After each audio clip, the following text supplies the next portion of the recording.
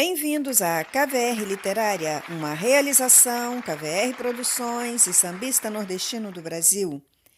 Eu sou Li Garcia e vou continuar a leitura do livro Aloísio Machado, Sambista de Fato, Rebelde por Direito, de Luiz Ricardo Leitão. Este é o nosso áudio número 5, estamos na página 30. O último áudio finalizamos falando sobre a cidade de Campos. Contudo, quando a família Machado desembarcou por lá, o município vivia uma fase de transição e nem tudo era tão alvissareiro como a história gloriosa das décadas passadas fazia supor. É óbvio que a cidade ainda exercia uma forte atração sobre aquele mar de roças que se espalhava mais além do Paraíba, nos confins de Minas e do Espírito Santo. Não havia como ignorar que Campos vivera fases áureas da produção de açúcar, graças à adoção de novas tecnologias em distintos momentos do século XIX e à franca decadência da lavoura de cana no nordeste do país. A partir de 1850, com a substituição das velhas engenhocas pelos engenhos a vapor, desenvolve-se de forma vigorosa no norte fluminense a agroindústria do açúcar, sem prejuízo da produção de aguardente e café, exportados em volumes cada vez mais crescentes desde 1872 até 1881. Em 1870, por sua vez, a região registra um novo ciclo produtivo com a transformação dos engenhos de cana em enormes centrais açucareiras, como a de Quissamã, em Macaé, e a de Barcelos, em São João da Barra. A velha ordem colonial parecia ceder espaço aos ditames do moderno capitalismo vigente no Velho Mundo. Com a efetiva divisão do trabalho na economia canavieira através de tecnologia disponível e mercados em expansão. Dinheiro não só chama dinheiro, como também atrai braços de diversos rincões. Investindo na expansão das grandes centrais, os capitais públicos e privados afastaram-se do modelo escravista e estimularam a contratação de trabalhadores livres mais aptos a exigências da nova era industrial do açúcar. Apesar da reação adversa de alguns barões da aristocracia rural escravocrata, o próprio imperador Pedro II auspiciou financiamentos públicos na etapa final de seu governo para acelerar o processo de modernização do parque açucareiro da região.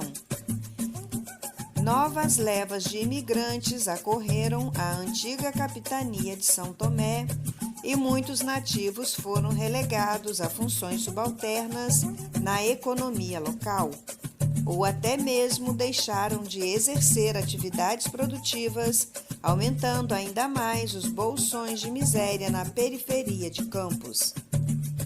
As tensões sociais eram inevitáveis naquela sociedade cindida entre o progresso e o atraso, em que toscas engenhocas de barro e cipó trançado ainda conviviam com os engenhos a vapor e, em breve, iriam testemunhar a expansão vertiginosa das usinas nas terras cortadas pelo Paraíba do Sul. Para sustentar a produção colossal de açúcar na região e satisfazer seus caprichos na cidade, o vaidoso baronato mantinha sob o jugo da chibata um dos maiores contingentes de escravos do país, que, em meados da década de 1880, totalizava 35 mil homens e mulheres, boa parte do grupo Banto, oriundo da costa ocidental da África, negros de Guiné, Congo e Angola. Essa elite agrária, porém, não teria como evitar a eclosão de um dos mais vigorosos movimentos abolicionistas do Império, que arrastava multidões às inflamadas conferências que o grupo do jornal 25 de Março promovia no Teatro Empírio e contava com a adesão de pessoas de todos os segmentos sociais, desde padres, juízes, políticos, médicos e intelectuais, até alfaiates, sapateiros e pescadores do município. Sementes pródigas de uma resistência que, quase um século depois, em meio aos anos de chumbo da ditadura, tornaria a despontar nos versos libertários de Aloysio Machado, sambista de fato, rebelde por direito. Berço do notável tribuno e diplomata Joaquim Nabuco, que nascera no seio de uma família escravocrata, mas desde cedo abraçara a bandeira da emancipação, atuando ativamente pela causa na corte de Pedro II. Campos seria palco de violentas disputas travadas entre os barões do açúcar e os fervorosos adeptos do abolicionismo, que não hesitaram em queimar vários canaviais, provocando prejuízos significativos nas finanças dos oligarcas. Corajosos e persistentes, os abolicionistas sairiam vitoriosos.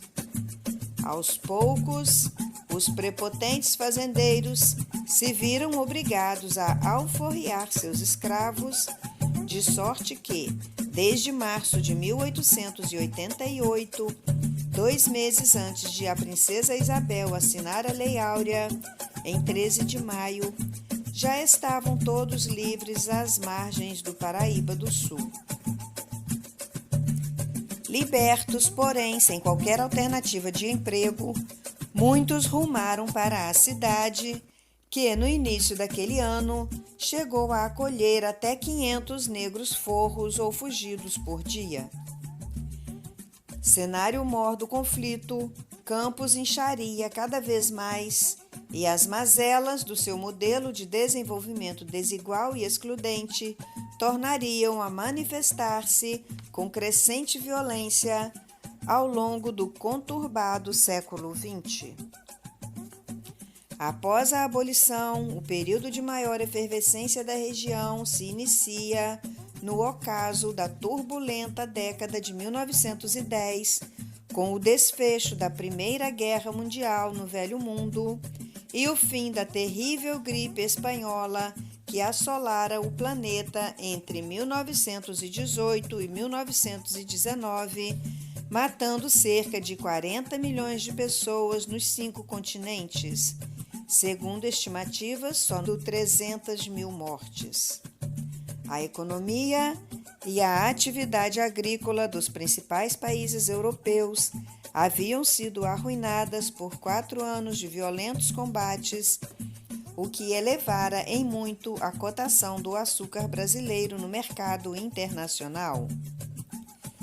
A oligarquia campista ia às nuvens com as cifras milionárias que sacas do produto passaram a render para os usineiros, dissipando rios de dinheiro nas casas noturnas da cidade, onde, segundo relata Rodrigo Alzuguir, os mais eufóricos acendiam seus charutos com notas de 500 mil réis em chamas, sob gargalhadas de cocotes francesas tontas de absinto. Nos cabarés, nos teatros e nos cinemas, a música corria solta, atraindo músicos de diversos outros centros, inclusive do Rio de Janeiro. O próprio Pixinguinha visitaria 3 vezes a cidade.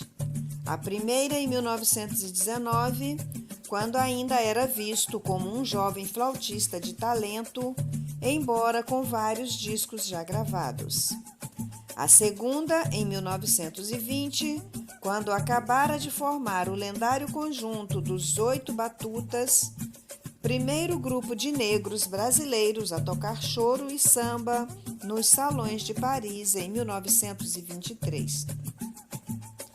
e a terceira em 1926, junto com um grupo de atores e bailarinos mestiços que compunham a Companhia Negra de Revistas, cuja orquestra ele regia. Mais tarde, em 1939, um caboclo sambeiro baixaria na cidade, abrindo passagem para uma geração de bambas campistas. Délcio Carvalho, Jurandir da Mangueira, o próprio Aloísio e, no ano seguinte, Roberto Ribeiro. O colapso financeiro de 1929 refreou de chofre tamanho entusiasmo, sem que isso significasse, porém, a falência do complexo açucareiro na região. Por sua vez, nada detém o avanço da concentração fundiária. Ano a ano, mais lavradores são expulsos de sua terra pelos usineiros. Guarus era, de certa forma, uma expressão desse processo ciclotímico que marca a cultura da cana na terra dos barões. Em 1938, ano em que Alcides, Maria e sua prole se instalam em um modesto casebre do outro lado do rio Paraíba, boa parte das centrais açucareiras já se convertera em poderosas usinas produtoras de açúcar e álcool.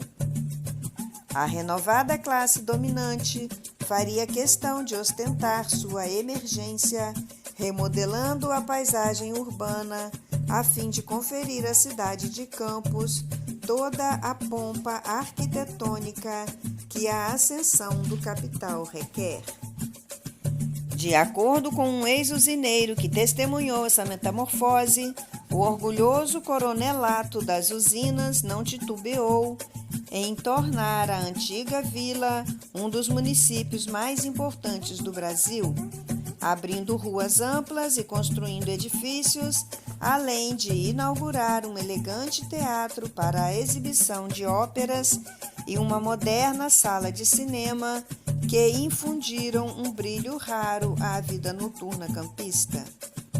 Por fim, ansioso por ostentar seu poder perante as demais classes, instalou-se em magníficos sobrados e ricas chácaras que até anos 1980 seriam uma marca registrada daqueles anos dourados. Nós estamos na página 33. Vamos ficando por aqui. Até o próximo áudio.